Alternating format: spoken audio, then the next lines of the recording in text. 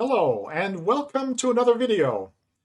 The Linux Mint team has just released the long-awaited version 5 of their Debian-based OS called LMDE Elsie, and we're going to take a look at it now.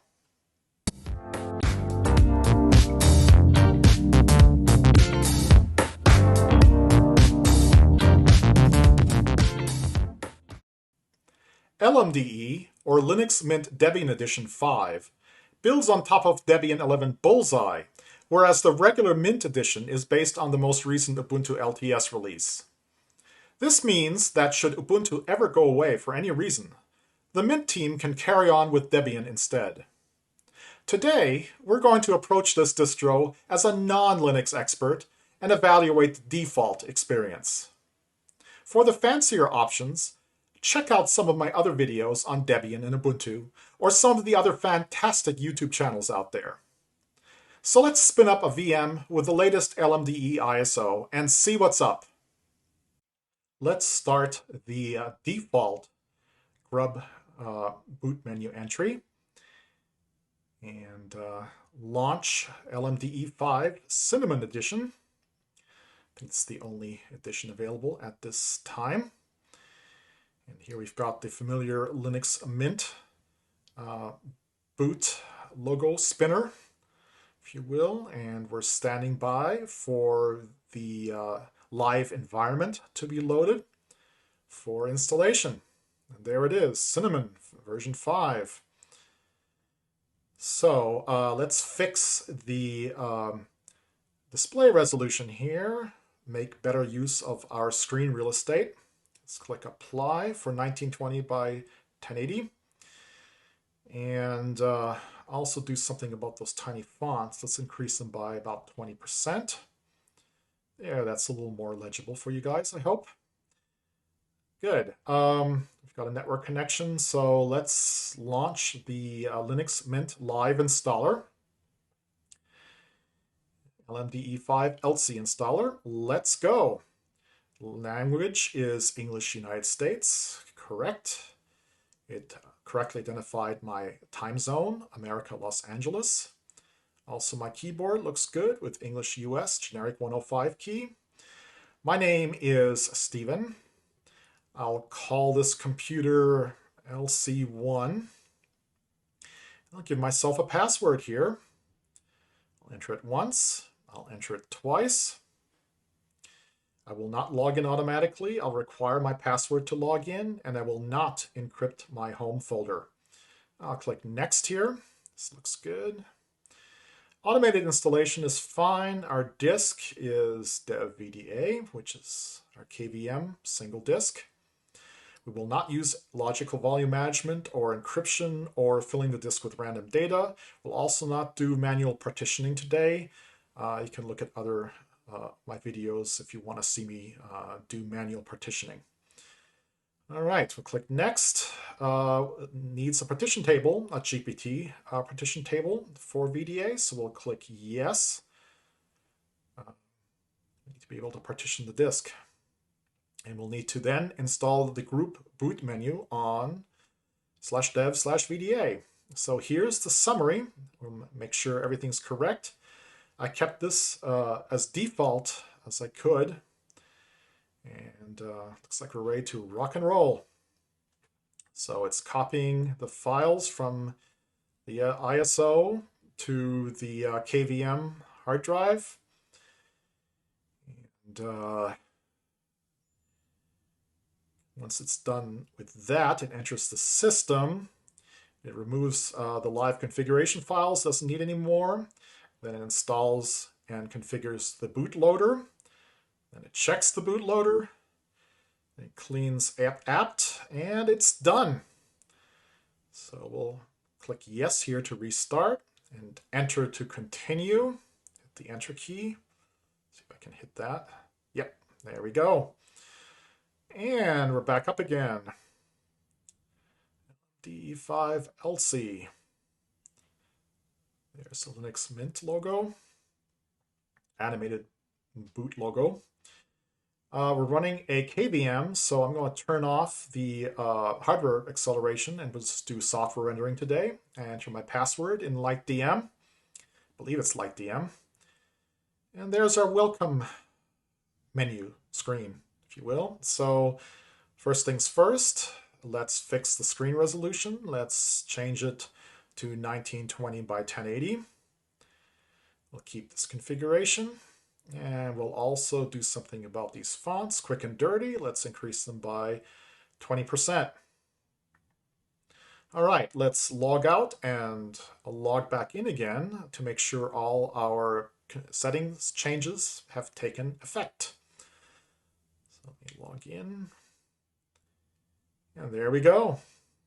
Very nice. If you were on an actual hardware, you would hear the Linux Mint welcome chime.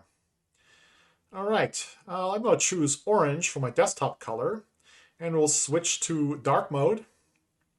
Easier on my eyes. We'll keep with the modern panel layout.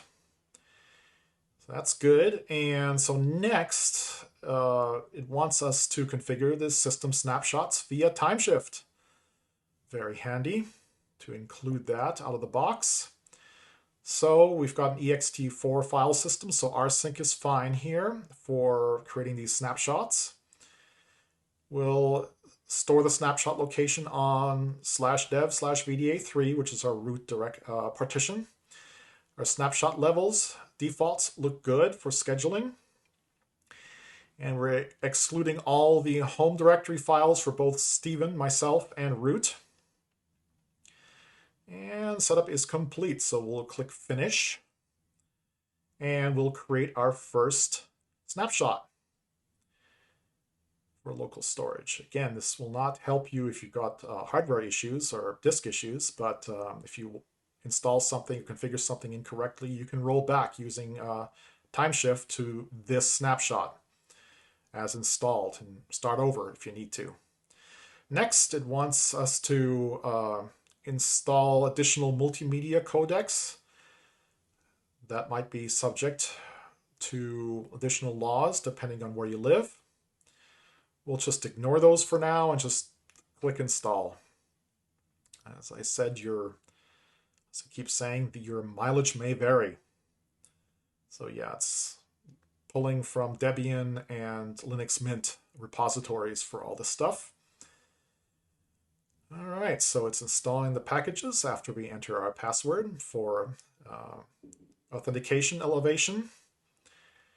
And there we go. Multimedia codecs are all installed. Next, it wants us to launch the Update Manager. And Update Manager allows you to take care of security updates, software updates, and system snapshots, which we just did.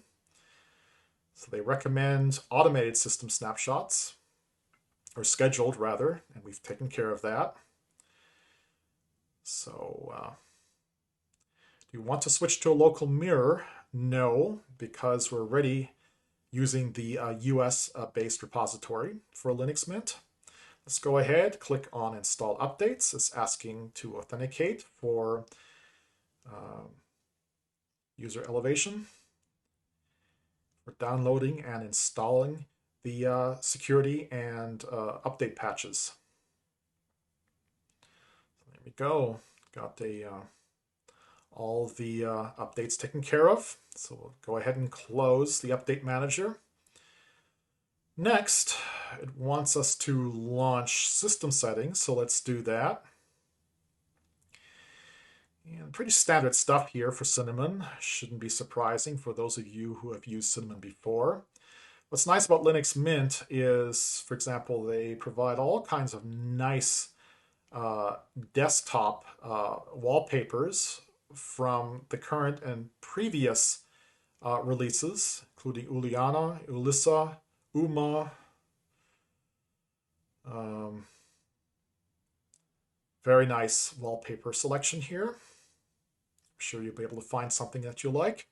Also Una, which is the most recent release. You can also add your own pictures if you want. Anything's possible with configuring Cinnamon. Makes it very easy. For the themes, you're already pre-configured with the welcome screen, mint, white, dark, orange. But if you want something different or new, you can check the Add Remove tab here, And sorted by popularity are other themes that are available, such as Adapt Nocto, which seems to be the perennial evergreen popular theme that you can install and try. The other system settings configuration items are pretty standard for Cinnamon, as I said before. Let's click on System Info. So there we go. Yeah.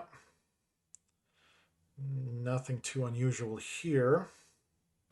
I usually see the Cinnamon version here. I don't see that here. But we're running Cinnamon 5, I'm sure. Under Administration, we've got the Firewall Configuration Applet. And yes, this is the uncomplicated firewall configuration. It's definitely an uncomplicated way to configure to your needs. We've got 3 pre-configured profiles here. You can add your own if you want. So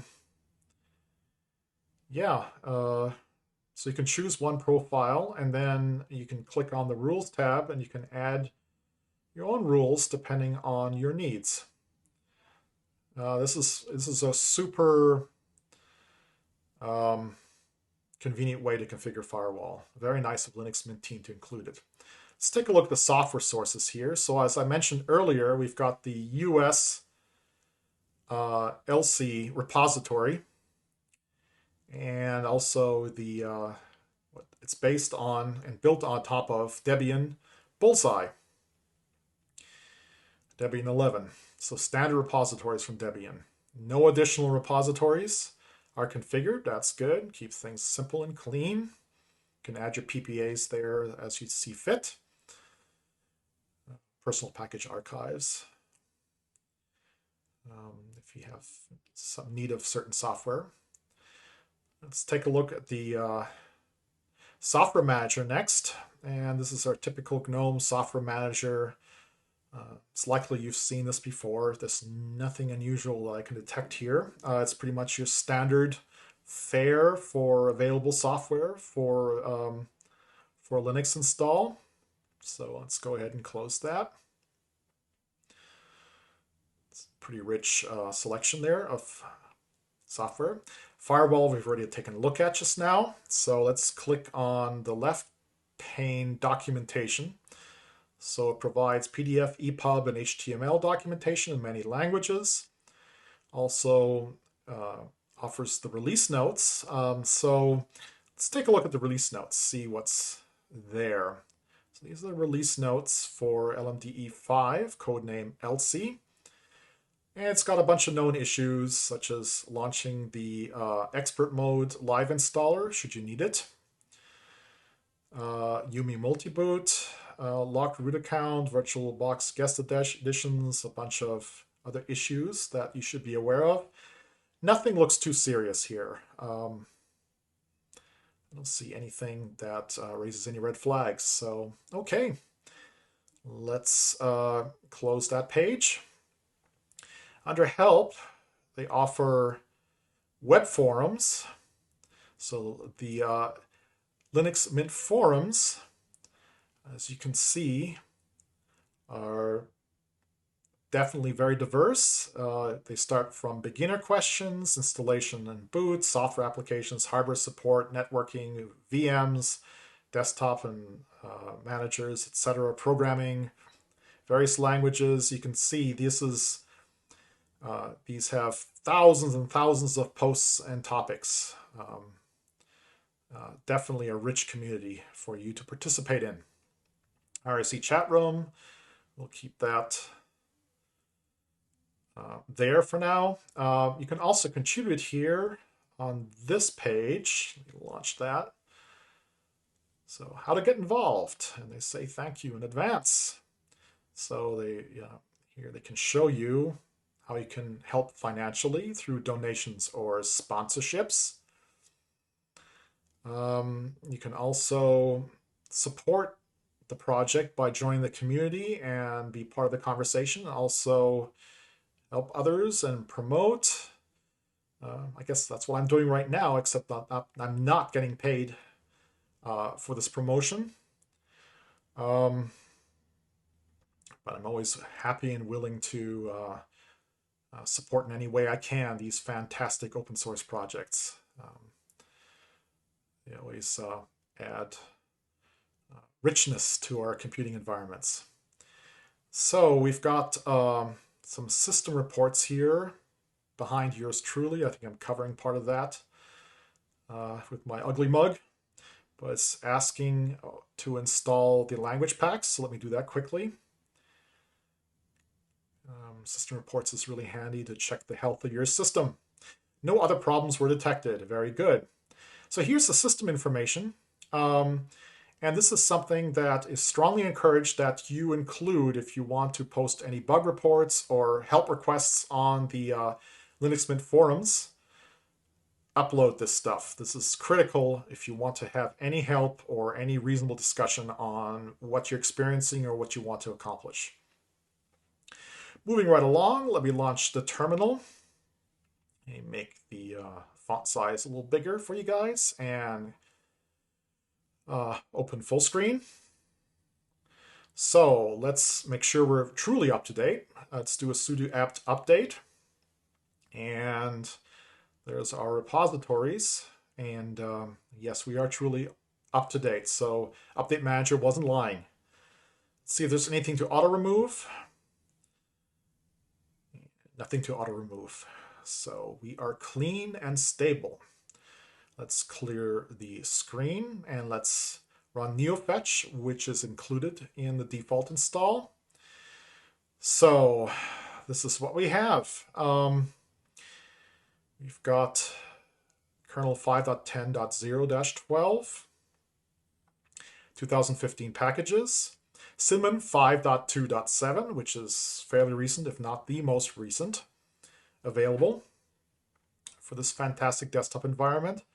It's complex, but it's amazing. It's resting at 845 megabytes of RAM usage, which is remarkable considering how complex Cinnamon is, really. And this is after running Firefox, etc., etc. So let's check on the installed system size. So the root is on /dev/VDA3, as you can see, 47% used.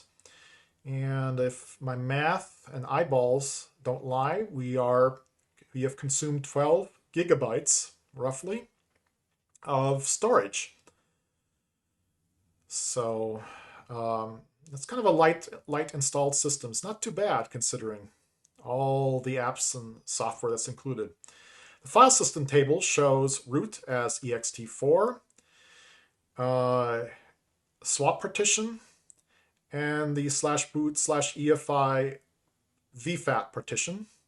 Those three partitions are all that's needed to run the system.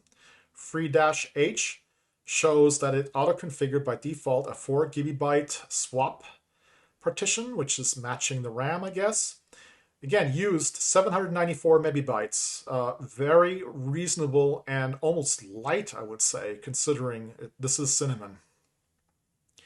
With themes, so not bad. uname-a shows us our kernel version with our symmetric multiprocessing 5.10.103-1, which was compiled on March 7th. That's early this month. About almost to the end of March.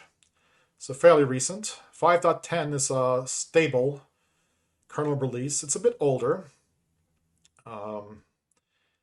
So if you have the latest and greatest hardware, 5.10 might not be sufficient. You may have to install a later kernel version. So under the main menu, under accessories, we've got a lot of usual suspects. In addition to a bunch of stuff that Linux Mint includes, document scanning, drawing, pics under graphics, under internet, we've got Firefox web browser, as we've already noticed. Let's check the version, since I think I caught it being updated just now with our update manager. So let's check the version. About Firefox shows 98.0.2 as our version, which is new enough and patched enough. So nothing outdated there. So let's go back to the menu here. And under Internet, we've got Thunderbird, transmission, etc. Nothing unusual. Under Office, LibreOffice is showcased. Let me launch LibreOffice and check what version it's at. Version is 7.04.2 from 2020. So that's a bit stale, but should be okay unless you have issues with compatibility with Microsoft Office, for example. Should be okay. It's a bit old. I'm a little disappointed, but what are you going to do? So under sound and video, we've got Celluloid for movies, Hypnotics for watching TV, and Rhythm Box for your music. Under administration, Linux Mint provides a nice Python script for backing up your personal data or your software selection, your configuration, software configuration, if you need to reinstall for whatever reason. So you can do a local backup of your data, which we're already doing kind of with Timeshift, right? But I recommend you back up to network storage somewhere offsite for best results. It's always a good idea to have some geographic diversity here. With backups, it's quite a Python script. I won't show it in this video, but I strongly encourage you to read through it. I found I can learn some things by looking at some other people's Python coding. It's always about the learning experience, right? So we've got the basic Synaptic Package Manager here. So that's the standard vanilla Synaptic, like we're used to in Debian. So this is the Debian 11 Bullseye Synaptic Package Manager with 60,605 packages available, of which 2,015 have been installed, 0 broken, 0 to install or upgrade, and 0 to remove. So very clean, healthy system. Huge library for Debian that's available to you. It's one of the great things for running Debian, and it's very stable. See, under administration, seen Timeshift already, Update Manager. Yeah. Looks like that's that with the menu. Regular Linux Mint based on Ubuntu LTS provides some additional utilities, such as kernel management that allows much more recent hardware compatibility stacks to be installed should you need it. But other than that, you are not missing much here. This distro is one of the most solid Debian Bullseye systems out there, and I encourage you to check it out. Thanks so much for watching, and until next time, take care.